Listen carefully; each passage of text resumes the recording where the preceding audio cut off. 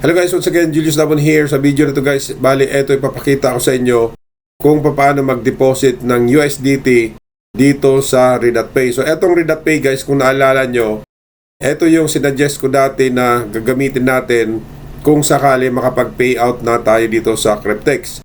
Isa itong wallet na meron silang crypto card. So ibig sabihin, pag crypto card, kung magkano yung naka-store na cryptocurrency or Bitcoin halimbawa dito sa apps natin or dito sa account natin, pwede na nating ma-withdraw as cash yun sa mga ATM na merong Visa. Kasi yung card na yun, Visa na rin yun. So ang mangyari guys, pag gumagamit kayo ng crypto card kaganitong Red.Pay, pwede nang hindi na magbenta ng cryptocurrency natin or yung Bitcoin natin doon sa mga exchange. Kasi once na nandito na yan sa Red.Pay, nakalink na yan doon sa card at pwede nang ma-withdraw as cash. So kahit saang bansa guys, kung ano yung currency nyo dyan, yan yung makuha nyo na pera. So ito guys, mag-login ako dito sa Red.Pay.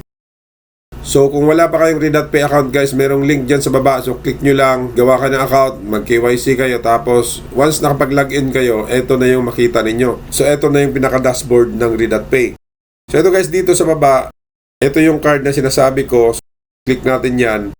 Merong virtual card, tsaka itong physical card. So itong physical card naman, tingnan natin yan. Itong virtual card, bali lahat na information doon sa isang debit card or credit card para magagamit online, nandito na siya sa card na to, itong virtual card na yan. Wala tayong hawak na physical card. Kung halimbawa gamitin mo tong virtual na Red.Pay card mo, so copy-paste mo lang yung information ng card doon sa mga platform kung saan ka magbabayad. So, etong physical card naman, yan, talagang merong isi-ship sa'yo na card. So, yan, hawak mo yan at parang ATM yan na saksak mo dun sa ATM machine, enter ka ng amount, then merong lalabas na pera galing dun sa crypto mo. So, yun yung mangyari niyan. Ngayon guys, etong virtual card, pag yan ang i-avail natin is only $10. Yan, mura lang. Ito namang physical card, $100. At kung halimbawa meron na kayong funds dito sa Red.Pay, so eto na rin yung button na i-click ninyo para makabili kayo niyan. So marami kasing nagtatanong sa akin paano bumili. So ang gagawin guys, mag-cash in lang muna nung amount na kailanganin para makabili nito. Halimbawa, virtual card naman yung gusto mo, edi $10, $15 lang yung i-deposit mo dito. Tapos itong physical card, gawin mo ng mga $105, $110 yan. At dito sa video na to, ipapakita ko sa inyo kung paano nga makapag-deposit dito sa Red.Pay. So, ang unang dapat gawin natin guys, since mag-deposit tayo ng USDT papunta doon sa Red.Pay at wala pa naman tayong USDT na hawak, so kailangan nating bumili muna ng USDT sa kahit anong exchange. So ito guys, nag-login lang ako dito sa GoTime, pakita ko sa inyo, meron akong 2,000 dyan. Yan yung gagamitin ko para makabili ng USDT. At dito tayo bibili guys sa OKX kasi ito yung lagi kong ginagamit. So ito guys, open muna natin itong OKX. At kung wala pa kayong account nito, so install nyo lang itong apps ng OKX, register kayo, mag-KYC para magkaroon ka ng verified account. Kasi dito sa OKX guys, hindi kayo pwedeng bumili or magbenta ng kahit anong crypto dito kung hindi kayo verified account. So ito, pakita ko muna sa inyo itong ibig sabihin ng verified account. So, yan. So, dapat makikita nyo itong green na yan, verified. Kasi, pag walang ganyan, hindi kayo pwedeng mag-transact dito sa OKX. So, ang gagawin para magkaroon ka ng verified account, merong verification dyan na mag-pop up once na nag-register kayo or nag-sign up kayo dito sa OKX. Sundan nyo lang yung part na yon, i-require kayo doon para tapusin yung KYC. So mag-submit ka ng valid ID, tapos scan yung mukha ninyo through sa camera ng cellphone nyo. So ganun lang, madali lang yung part na yan at i-approve kagad nila, magkaroon ka ng verified account. Pag once na meron ka ng verified account dito sa OKX, so assuming na okay na, puntahan nyo lang itong home tab, yan. So click nyo tong yung menu na yan sa taas, so tap natin yan. So dito natin makikita kung ano yung iba't ibang mga services ng OKX. At ang puntahan natin guys, since bibili naman tayo ng USDT gamit yung peso natin, so punta kayo dito sa Manage Assets tapos P2P Trading, yan. So click natin yan. So dito na tayo ngayon sa P2P. So etong P2P Trading para sa mga baguhan, ito yung part dito sa OKX na makikita natin yung mga Pilipino na nagbebenta at bumibili ng kahit anong cryptocurrency. Sa unang pagpasok nyo dito sa P2P guys, ito dapat yung makikita nyo. So kung napapansin nyo, yan, nandito tayo sa P2P. So ito yung mga available na mga cryptocurrency na pwedeng bilhin dito or binibenta ng mga Pilipino na nandito ngayon. So pwede kang bumili ng Bitcoin, ETH, or Solana. Since USDT naman yung bibili natin, so i-click natin tong USDT.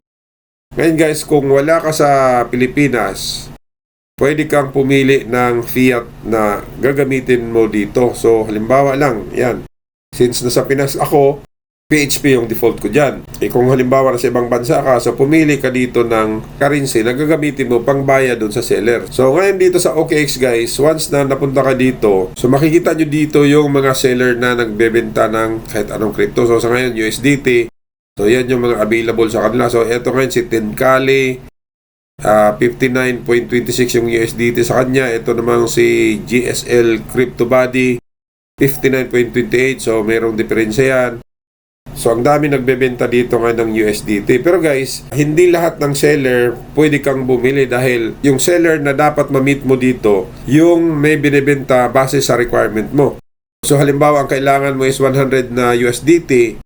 So hindi ka pwedeng bumili doon sa nagbebenta ng 200 USDT pataas kasi ang kailangan mo 100 lang. So dapat hanapin mo yung seller na may binibenta base doon sa requirement mo. So ang gagawin natin guys para hindi na tayo maghanap, punta ka ngayon dito sa Express. Yan. Dito sa Express, i-type mo na lang yung amount na bibilhin mo. So halimbawa ito ngayon. So ang bibilhin ko ngayon guys, $20 lang or 20 USDT. So yan, makikita natin magkano ang babayaran natin kaagad. So 1,185.4 pesos. So yan yung babayaran natin para makabili tayo nitong USDT. At hindi pa natin alam kung sinong seller, kung saan kanino tayo bibili. Pero guys, since nasa Express kayo, ang system na ang maghanap ng taong may binibenta base sa requirement mo. Kaya wala ka nang ibang gawin. Once na nakapag-enter ka na ng amount, click mo na itong select payment method. Yan. So dito sa OKX pala guys at sa kahit anong exchange, bago kayo makapag-transact dito sa P2P trading, kailangan nyo muna mag-register ng bank account kasi yun yung gagamitin para magbayad kayo or tumanggap, halimbawa magbenta kayo dito.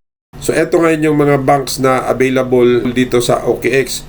So Paymaya, PNB, Cash Deposit to Bank, ShopeePay, GoTime Bank, CIMB, Security Bank, Como Bank, AUB. So marami yan. Kahit anong mga online bank na merong InstaPay, pwedeng magamit dito sa P2P. Pero guys, I suggest na dito kayo sa GoTime kasi maraming mga seller dito sa P2P ang gumagamit din ng GoTime. Napakabilis ng transaction. Saka pag GoTime to GoTime naman yung transaction guys, wala kayong babayarang free yun, walang charge. So ito guys, ang gagamitin natin since GoTime naman yung pangbayad ko, so maghanap tayo ngayon ng seller na tumatanggap din ng GoTime. Yan, so ito ngayon, GoTime na yung pinili ko dito. So click natin tong select add.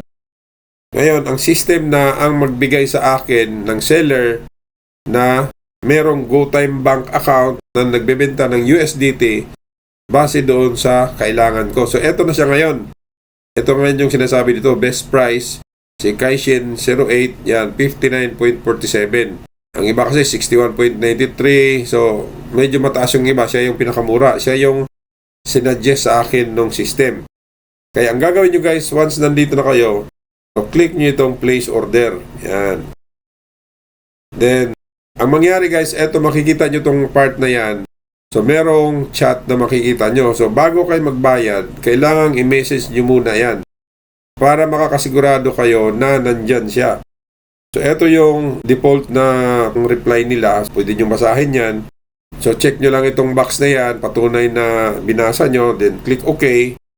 Then, kailangang mag-message ka muna dito bago kayo magbayad para malaman mo kung talaga bang nandyan siya naka-online. Kasi minsan guys, once nagbayad ka dito tapos yung seller pala hindi nakatutok sa cellphone niya, hindi siya naka-online, ang tagal mong mag-antay bago ma-release yung binili mo na cryptocurrency. Kaya ang dapat gawin guys, huwag mo na kayo magbayad until hindi siya nag-reply. So merong 30 minutes para dito sa transaction na to. Pag naubos itong oras na yan guys at hindi ka nakapagbayad, automatic makancel yung transaction mo, walang problema yan. So ito ngayon guys, makita natin nag-reply na siya, so ibig sabihin yan, go na daw ako. So ang gagawin natin guys, pag once na nag-reply na yung seller, ibig sabihin nandyan siya, ready na siya ngayon tumanggap ng payment natin. So merong pay now dyan sa taas. So click mo yan. Then dito sa baba, get payment details. So click natin yan.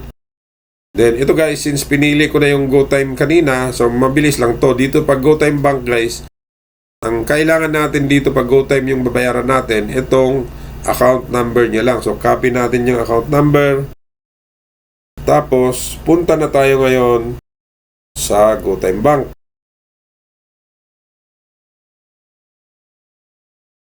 Yan. So, open ko lang itong GoTime Bank. So, ito guys, meron tayong 2,024 pesos dito. So, click ko itong Send Transfer. Tapos, click itong GoTime Bank kasi yun yung bank niya. At dito guys, type natin dito ang amount. So, 1,185.8. Pag nagbabayad kayo sa mga ganito guys, isali nyo lagi ang mga decimal numbers na yan para sakto yung makarating sa kanya. Tapos click next dito sa GoTime. Tapos enter account number lang. So paste lang dyan kasi kinapin natin dun sa OKX kanina yan. Tapos click next. Tapos eto, ta-transfer natin sa kanya. Yan. So kailangan ko lang i-scan itong finger para ma-approve yung transaction natin dito. Tapos ito guys, makita natin, so sent na yung payment natin na 1,185. Ang gagawin nyo guys, i-screenshot nyo yan kasi kailangan yan doon sa OKX para ma-release yung order natin. So ito, sabihin na natin sa kanya na nakapagbayad na tayo. So merong option dito guys, I have paid. Tapos dito, click natin yan. I-upload natin yung proof of payment natin, yung screenshot na kinuha natin. Yan. Tapos, confirm payment. Tapos, remind seller. Yan. Click natin yan. Yan. So, dito guys, pag ganito na mangyari, antay-antay na kayo, merong mag-pop up dyan na mag-notify sa iyo na okay na yung transaction. Kumbaga, nirelease niya na yung 20 USDT. So, yan. Kitang-kita natin, merong nag-pop up at okay na ang transaction. Ibig sabihin, natanggap niya yung bayad natin at nirelease niya na yung 20 USDT na binili natin. So, dito guys, so click mo lang itong positive, tapos pwede kang mag-comment dyan kung gusto mo. Tapos, submit para naman dagdag point sa kanya na mabilis yung transaction natin sa kanya. At dito sa OKX, para makita nyo yung binili mo na USDT, so ito, click natin yung view assets na yan. Tapos, yan, makita natin, meron na tayong 19.98 USDT. So, nagpa-fluctuate din yan guys, kaya bumababayan ng ganyan. So, ngayon guys, meron na tayong USDT dito sa OKX.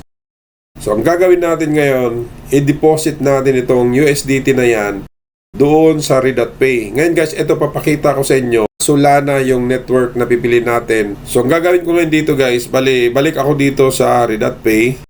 Tapos, kunin natin dito yung USDT wallet address sa Solana network. So once na nandito na kayo sa dashboard nyo sa Red.Pay, ang gagawin nyo guys para makuha yung wallet address, so click nyo itong yan, deposit. So eto, makikita natin iba't ibang cryptocurrency ang pwedeng i-deposit dito sa Red.Pay. Since USDT naman yung nandun sa OKX, so eto, click natin itong USDT. Tapos pipili tayo ngayon ng method paano tayo makapag-deposit dito. So, since cryptocurrency yung isi-send natin dito, click natin itong USDT on-chain deposit. So, tap natin yan. Ngayon guys, ito na yung part na pipili na tayo ng blockchain or network. Anong network ng USDT ang gagamitin natin galing doon sa OKX. So, anong network yung tatanggap ng USDT? Yun yung point dyan. So, ito guys, since binanggit ko kanina na Solana, kasi ito yung gagawin natin doon sa massive payout. So, pipiliin natin itong Solana ngayon. So, yun, pag na-click natin, ito na ngayon ang lalabas. Merong QR code. At ito na ngayon yung USDT wallet address natin sa Solana Network dito sa Red.Pay. So, ang gagawin nyo guys, tap nyo lang itong icon na yan, yung button na yan na maliit. Yan, makikita nyo, copied. So, nakopya na yan. At ito na yung time na babalik na tayo dito sa OKX. Yan. So, balik na tayo dito sa OKX. Ang gagawin natin guys, para ma-send natin itong 19.98 USDT papuntang Red.Pay, so dito sa OKX, click natin itong withdraw. Yan. Kasi parang withdrawin lang natin papuntang Red.Pay, ganun ang mangyayari. Tapos merong withdraw crypto, pipili ka nung anong withdrawin mo. So dito guys, hindi mo na makikita ang lumabas dito. Select assets, tapos siyempre pipili natin USDT. Then ang kasunod, select destination. So saan mo siya ipapadala? So pili natin exchange or wallet. So pili natin itong exchange. Then anong network? Since Solana yung USDT na wallet address kinuha natin sa Red.Pay, Solana din yung pipiliin natin dito. So merong bayad na 1 USDT. Ngayon, ang lalabas dito guys, enter address. So, ipipaste na natin yung wallet address. Yan. So, eto, nakapaste na yung wallet address. Tapos, press next. At ang kasunod dito guys, magkano yung amount na i-withdraw natin. So, click max. So, 20 USDT. Tapos, click next. Tapos, okay. Then, confirm transaction. So, ang 20 USDT guys, mabawasan siya ng 1 USDT. Hiningan ako nitong passkey para ma-approve yung transaction. So ito makita nyo guys, 19 USDT is on the way. So papunta na ito doon. At mamaya check natin sa Red.Pay kung pumasok na. So ito mag-exit na muna tayo dito sa OKX at balik tayo sa Red.Pay. Pero palagay ko hindi pa siya tapos. So i-post ko muna itong recording. So after mga ilang minutes lang guys, so ito nag-login ako ulit dito sa Red.Pay. At makikita natin meron nang pumasok na 19 USDT kasi kanina merong 6 point something dyan, merong 25 na. Dumating na dito sa Red.Pay yung binili natin na USDT from OKX. So again guys, ganun lang ang gagawin para makapag-deposit dito. At once na meron ka ng funds dito sa Red.Pay, pwede ka nang bumili ng crypto card. So ito guys, try natin na pakita sa inyo kung paano bumili ng crypto card. So ito guys, pero hindi mo na ako bibili sa ngayon kasi gagamitin ko yung $20 na yun, USDT. So again guys, once meron na kayong funds dito sa Red.Pay, pwede na kayong mag-avail nitong virtual card or nung physical card. So depende sa dineposit ninyo na amount. So pag virtual card, so click nyo lang itong apply card na yan. So tingnan natin anong kasunod na mangyari. Yan. So ito, lalabas itong pay. So hindi ko naman na ito i-click guys. So dito tayo sa physical card. Pag gusto nyong bumili, once meron na kayong funds dyan sa Red.Pay, so click nyo itong apply card. Bali, mag-enter kayo ng address yata dito kung iba yung nalagay nyo kung saan ipapadala itong physical card. So again guys, ganun lang ang gagawin para makabili kayo nitong Red.Pay crypto card. So yan lang muna may share ko sa inyo guys. So once again, thank you for watching and see you on my other videos. Bye bye.